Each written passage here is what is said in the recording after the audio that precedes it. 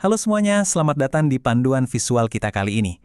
Langsung saja ya, hari ini kita akan membedah sebuah topik yang super fundamental, tapi jujur saja sering banget disalahpahami.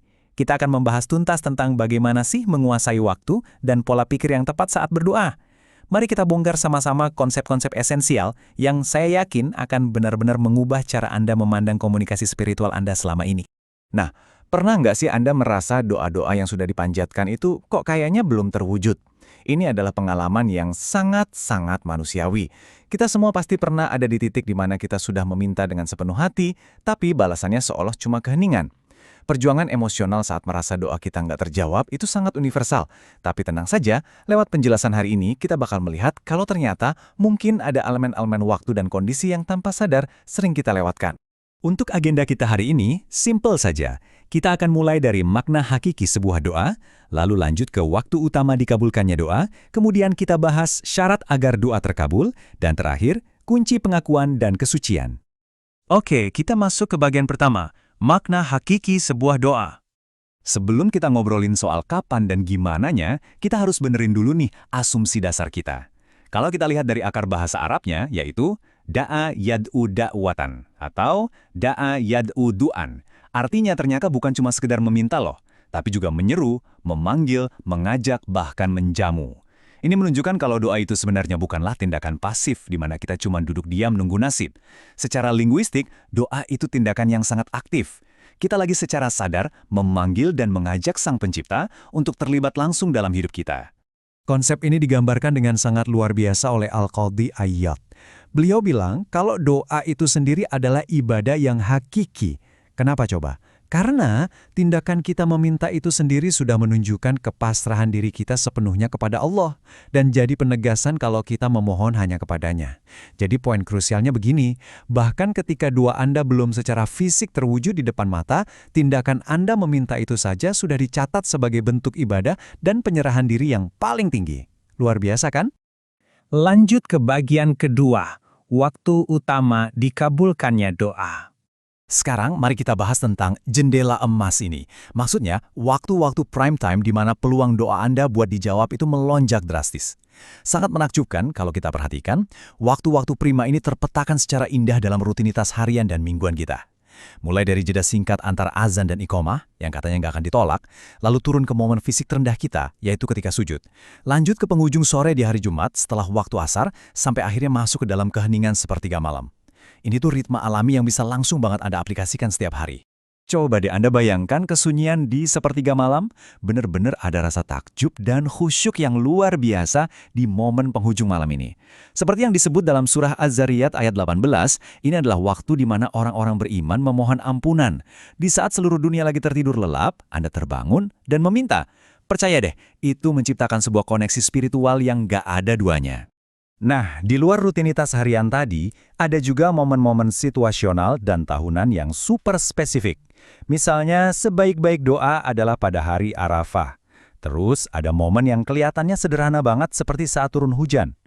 Bahkan, dalam situasi ekstrim sekalipun, seperti ketika azan berkumandang bersamaan dengan pecahnya peperangan. Dan pastinya, puncak dari segala waktu emas ada di 10 hari terakhir bulan Ramadan, yaitu malam Lailatul Qadar. Khusus untuk jendela emas yang paling puncak ini, yaitu Lailatul Qadar, ada satu doa yang sangat spesifik. Dulu ketika Aisyah bertanya apa yang harus dibaca di malam itu, Rasulullah mengajarkan doa ini. Allahumma innaka afuun tuhibbul afwa fa'fu anni. Sebuah doa sederhana untuk meminta maaf kepada Zat yang Maha Pemaaf. Sangat singkat tapi punya daya pembersihan jiwa yang luar biasa besarnya. Masuk ke bagian ketiga, syarat agar doa terkabul. Tahu waktu yang tepat itu baru setengah jalan, sekarang kita butuh prasyaratnya.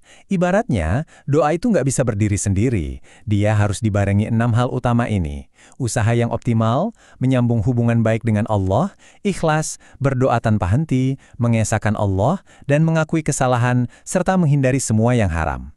Yuk, kita lihat lebih dekat beberapa kunci yang paling penting. Kalau kita lihat syarat kedua, Allah ngasih tahu kita hal yang sangat menenangkan di surat Al-Baqarah ayat 186. Di situ tertulis, ketahuilah bahwa sesungguhnya aku ini dekat, aku akan mengabulkan doa orang yang berdoa ketika ia berdoa. Tapi, perhatikan kelanjutannya ya. Maka hendaklah mereka menunaikan perintah-perintahku dan beriman kepadaku. Jadi hubungan ini tuh sifatnya timbal balik. Memelihara kedekatan lewat kepatuhan dan keimanan adalah kunci mutlak supaya panggilan kita didengar. Dan ini nyambung banget ke syarat keempat yang jujur aja sering banget kita lupa, ketahanan spiritual. Hadis riwayat Muslim ini dengan tegas ngingetin kita soal bahayanya bersikap tergesa-gesa. Kalau kita mulai nyerah dan mengeluh, kok Tuhan belum jawab doa saya ya? Nah, justru di detik itulah doa tersebut malah terhambat. Kuncinya apa? Teruslah memohon tanpa rasa frustrasi. Sekarang kita sampai di bagian keempat sekaligus yang terakhir, kunci pengakuan dan kesucian. Di sini kita benar-benar masuk ke inti emosional dari panduan kita, yang mana menuntut kemurnian jiwa yang sangat mendalam. Buat memahami kunci ini, coba deh bayangkan atmosfer yang kelam dari kisah Nabi Yunus. Beliau terjebak bukan cuma di satu, tapi 3 lapisan kegelapan absolut. Gelapnya malam, gelapnya dasar lautan, dan gelapnya perut ikan hiu. Ini tuh metafora yang sempurna banget buat situasi hidup kita yang kadang rasanya udah buntu total dan gak ada jalan keluar. Nah, di tengah keputusasaan yang absolut itu, terucaplah sebuah doa yang luar biasa indah dan pasti Anda familiar. Sebuah seruan dari kedalaman perut ikan. La ilaha illa anta subhanaka inni kuntu minaz zalimin. Pernah nggak Anda perhatikan struktur doa ini? Coba kita bedah. Menariknya, Nabi Yunus nggak langsung teriak minta diselamatkan. Pertama, beliau menegaskan ketauhidan dulu. La ilaha, tidak ada Tuhan selain Engkau. Kedua, beliau menyucikan Allah, subhanaka, maha suci Engkau. Dan ketiga, barulah beliau membuat pengakuan yang sangat rendah hati kalau dirinya telah berbuat salah. Inni kuntum minaz zalimin, sesungguhnya aku termasuk orang yang berbuat salah. Ini dia formula pengakuan sejati yang bisa membuka pintu langit. Dan sebagai fondasi dari semua yang udah kita bahas tadi, ada satu kondisi final yang mutlak, kemurnian fisik. Seperti yang disampaikan dalam surah Al-Mu'minun ayat 51, kita diperintahkan buat memakan makanan yang halal dan mengerjakan amal solih. Ini penting banget karena energi yang masuk ke tubuh kita itu harus murni dari hal-hal yang diharamkan. Makanan dan perbuatan yang halal adalah landasan supaya doa kita bisa naik dan diterima. Nah, kita sudah membedah semuanya, dari makna asli sebuah doa sampai mengupas tuntas kunci pengakuan yang luar biasa tadi. Tapi ingat, pengetahuan ini nggak akan ada artinya kalau nggak diiringi sama tindakan nyata. Jadi, pertanyaan saya buat Anda sekarang, waktu utama dan kunci mana nih yang bakal langsung Anda terapkan dalam rutinitas spiritual Anda hari ini? Coba direnungkan ya. Saya harap panduan ini ngasih Anda perspektif baru yang menyegarkan. Sampai jumpa di panduan visual kita berikutnya.